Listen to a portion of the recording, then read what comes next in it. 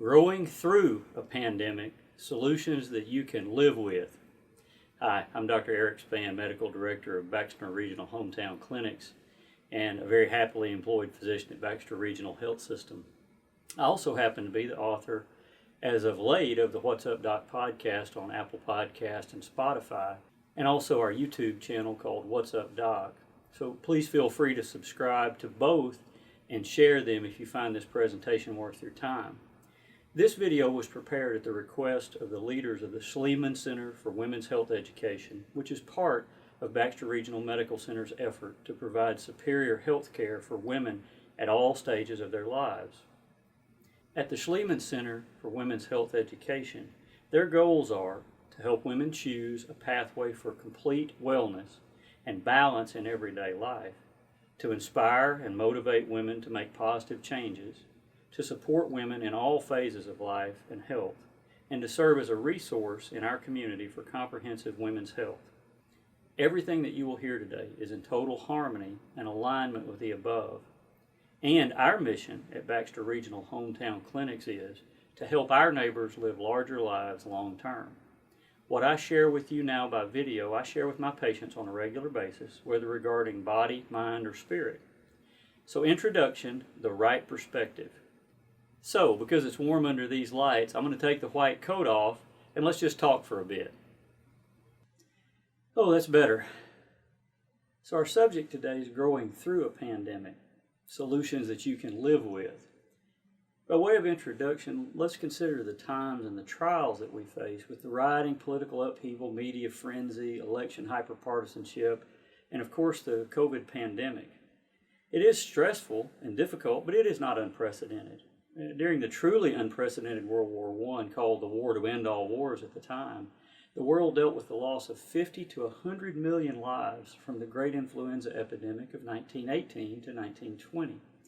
500 million people were infected, or at that time, 1/3 of the world's population. Now, even after almost 6 months of COVID, we're only at 1 to 2% of that. I've shared the horrors and tragedies of millions of children in the 1930s through the 50s with polio on our YouTube channel in May and June. This was ongoing during the Great Depression and World War II.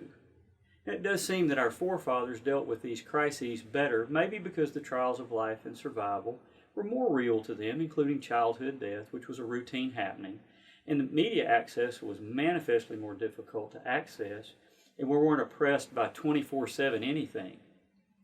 Polio had a major impact on the American war effort during World War II, both in civilian and military life. And in the early 1940s, the disease caused such a high level of anxiety in parents, medical officials, and even military authorities. During World War II, the polio epidemic killed more servicemen per 1,000 soldiers than COVID kills people under 50 years of age. Can you imagine how our current media and our generations would be acting right now if we were involved in a depression and a world war? It seems beyond the imagination, doesn't it? So I would like to start with some quotes and some questions for you in introducing and framing the matter at hand, and I invite you to carefully consider your own life regarding the attitudes and responsibility that we can either take or leave during such times. But I believe the best medicine for times like ours, and honestly most times, in tough situations, is thanks, vision, hope, and purposeful action. Winston Churchill famously said, "Sometimes when fortune scowls most spitefully, she is preparing her most dazzling gifts." And he also said, "The pessimist sees difficulty in every opportunity. The optimist sees opportunity in every difficulty." Having involved myself with several of his biographies and his autobiography, Churchill indeed, I want you to know, had the weight of the world on his shoulders daily. He is credited nearly single-handedly with saving the world from Hitler and the Nazi Third Reich, having borne the burden nearly alone from 1933 to 1944 in England and Europe. He had to overcome severe personal and political obstacles that only a reading of any of his biographies would fully tell. A unique comment from another, our own President John F. Kennedy, was this. He said, "When written in Chinese, the word crisis is composed of two characters. One represents danger, the other represents opportunity." Kind of feels like today, doesn't it? I would like to share two great statements by two other great men in similar times as ours who lived 4 centuries apart. The first is from C.S. Lewis in 1948 from his essay on living in an atomic age. He said to an incoming set of students in seminary and to the general population, he said, "Do not let us begin by exaggerating the novelty of our situation. Believe me, dear sir or madam, you and all whom you love were already sentenced to death before the atomic bomb was ever invented. And quite a high percentage of us were going to die in unpleasant ways. We had indeed one very great advantage over our ancestors, anesthetics. But we have that still," Lewis said. "It is perfectly ridiculous to go about whimpering and drawing long faces because the scientists have added one more chance of painful and premature death to a world which already bristled with such chances, and in which death itself was not a chance at all, but a certainty. This is the first point to be made, and the first action to be taken is to pull ourselves together." He went on to say, "If we are all going to be destroyed by an atomic bomb, let that bomb, when it comes, find us doing sensible and human things. Praying, working, teaching, reading, listening to music, bathing the children, playing tennis, chatting to a friend over a pint and a game of darts, not huddled together like frightened sheep and thinking about bombs. They may break our bodies. A microbe can do that," he then said, "but they need not dominate our minds." What an amazing statement from the 1940s about things that are similar to our day. But what about almost 500 years ago? The second quote I want to take you to is one from Martin Luther in a letter that he wrote to John Hess in 1527 as the plague swept across Germany. He said to Hess, "You ought to think this way. Very well, by God's decree, the enemy has sent us poison and deadly a fall. Therefore, I shall ask God mercifully to protect us. Then I shall fumigate, help purify the air, administer medicine, and take it. I shall avoid places and persons where my presence is not needed in order not to become contaminated, and thus perchance infect and pollute others, and so cause their death as a result of my negligence. If God should wish to take me, he will surely find me, and I have done what he has expected of me, and so I am not responsible for either my own death or the death of others. If my neighbor needs me, however, I shall not avoid place or person, but will go freely." So firstly, you're learning a new way to think about all of this and maybe put it in a new perspective.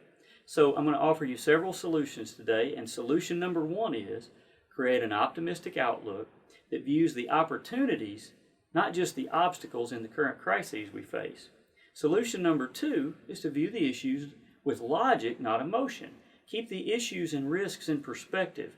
Learn about past times in which others struggled and gained strength from the fact that the vast majority came through it just fine and reestablished a normal life and a healthy life.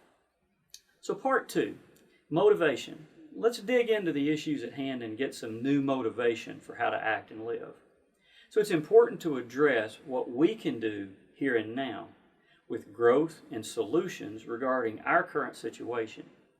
First, some questions that might bring a necessary twinge of pain to sharpen your focus, but hey, I'm a doctor, that's what we do. We cause pain to help people.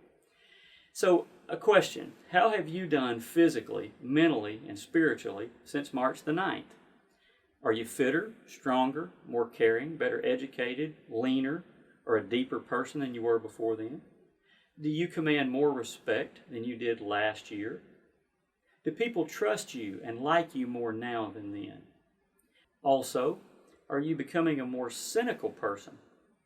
Are you becoming more critical and angry?